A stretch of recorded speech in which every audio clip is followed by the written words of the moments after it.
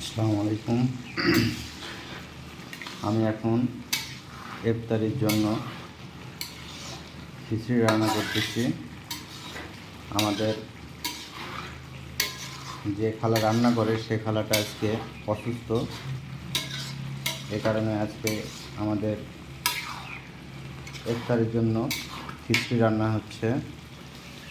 এই যে দেখুন, খিচুড়ি রান্না হচ্ছে। আর আরও কিছু আছে, আপাতত খিচুড়িটা রান্না করতেছি অনেক সুন্দর করে। দেখা যাক,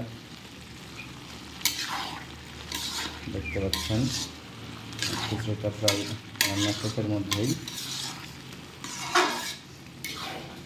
আমাদের খালাটা একটু অসুস্থ, এই কারণে আসতে পারে নাই অফিসে। আমি অবশ্যই ইফতারি করার শেষে বাসায় যাব। ইফতারিটা অবশ্যই করি।